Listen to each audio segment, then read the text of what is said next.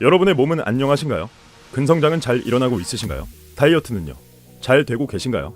혹시 방금 제가 드린 질문에 답이 노우라면, 고개가 좌우로 저어지셨다면 이 영상을 집중해 주시기 바랍니다. 만약 조금의 망설임도 없이 고개를 끄덕이셨다면 이 영상을 보지 않으셔도 됩니다. 잘 되고 있든 안 되고 있든 모두에게 필요하고 유용한 정보인 지속적이고 효과적인 근성장, 이것이 바로 오늘 영상의 핵심 주제입니다. 이 영상을 끝까지 시청한 여러분들은 더 이상 이제 잘 변하지 않는 내 몸의 회의감을 느끼지 않기를 바라며 지속적으로 그리고 효과적으로 근성장을 할 수 있는 핵심 4가지를 말씀드리겠습니다. 대부분의 사람들이 헬스장에 등록할 땐 1개월씩 하기보다는 6개월이나 1년 정도의 장기 등록을 하는 경우가 많습니다. 분할 계산을 해보면 장기 등록일수록 훨씬 저렴하기도 하고 헬스장에서 그렇게 유도하기도 하죠. 그래서 초반에는 열정적으로 운동을 하다가 점점 발길이 줄고 결국 끊겨버리기 십상입니다. 만약 모든 회원들이 꾸준하게 1년 동안 출석한다면 그 헬스장은 발 디딜 틈도 없는 공기 반 사람 반의 포화 상태가 될 겁니다. 헬스장은 이미 알고 있습니다. 대부분의 사람들이 1년을 채우지 못하고 중간에 포기할 것이라는 걸. 이유는 간단합니다. 우리는 항상 이목을 집중시키기 위해서 자극적으로 만들어진 미디어에 노출되어 있습니다.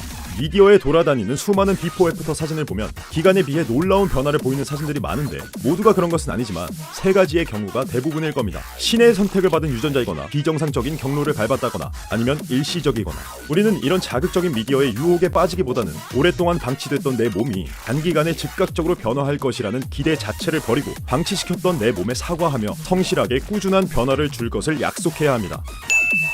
운동 목적이 근육의 성장이든 다이어트든 나만의 루틴을 갖고 꾸준히 반복하는 것은 중요합니다. 하지만 우리의 몸은 우리가 생각하는 것보다 훨씬 더 빠르게 적응하는 습성을 갖고 있습니다. 매번 같은 운동, 같은 횟수, 같은 무게, 같은 시간, 같은 패턴이라면 초보자의 경우 처음 몇 개월 정도는 성장이 이뤄지겠지만 어느새 정체기라는 무서운 녀석이 찾아오게 됩니다. 초반에는 근성장이 이뤄지다가 점점 더뎌지고 어느새 멈춰버립니다. 심지어 떨어지는 경우도 있죠.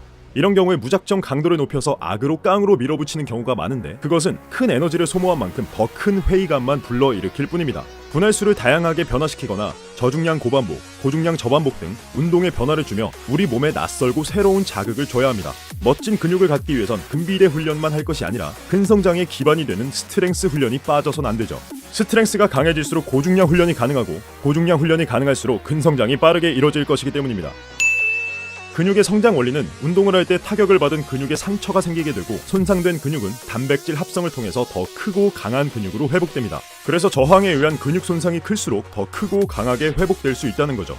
모든 헬스인들의 우상인 아놀드 슈왈제네거는 이런 말을 했습니다. 근육은 실패 지점에서 2, 3회를 더할 때 비로소 성장한다. 그 말인즉슨 우리가 웨이트를 할 때 실패 지점이라고 생각하는 그 마지막 횟수는 사실 실패 지점이 아니라고도 해석할 수 있습니다. 내가 도저히 너무 힘이 들고 더 이상 들어올릴 수 없어서 포기하고 덤벨을 내려놓으려는 순간, 그 상태로 3회를 더할 때 근육은 성장한다는 겁니다. 우린 매 순간마다 스스로에게 자문을 해볼 필요가 있습니다. 내가 덤벨을 내려놓는 순간은 마지막 1회를 실패하는 순간인가요? 포기하는 순간인가요?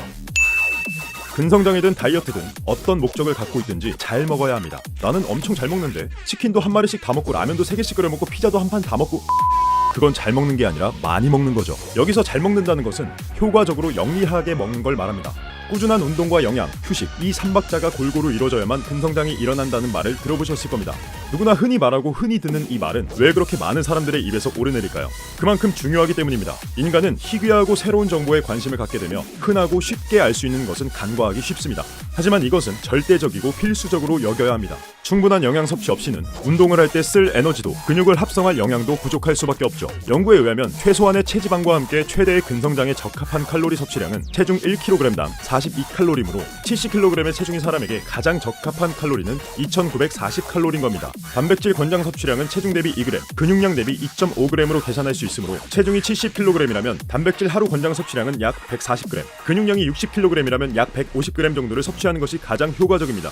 뿐만 아니라 휴식 또한 운동과 먹는 것만큼 중요한데 규칙적으로 잠을 자지 않는다면 성장 호르몬의 분비 또한 원활히 일어나지 않아서 지속적인 성장과 회복이 이루어져야 하는 피부 조직에도 영향을 미쳐서 노화가 촉진되고 근성장은 더뎌지게 되며 남성 호르몬 수치 또한 감소하기 때문에 매우 심각한 영향을 줄 수 있죠. 그래서 7시간에서 8시간 정도의 규칙적인 수면을 취하면서 성장 호르몬과 남성 호르몬 둘 다 가져가는 똑똑한 헬서가 되시길 바랍니다. 자, 여기까지 운동을 하는 사람이라면 모두가 꼭 명심해야 할 사실들에 대해서 말씀드렸습니다. 이 영상에서 말씀드린 걸 하루 만에 바꾸는 것이 아닌 조금씩의 변화를 줌으로써 더욱 효과적이고 그리고 지속적으로 꾸준한 근성장을 가져가는 영리한 몸 관리를 할 수 있을 겁니다.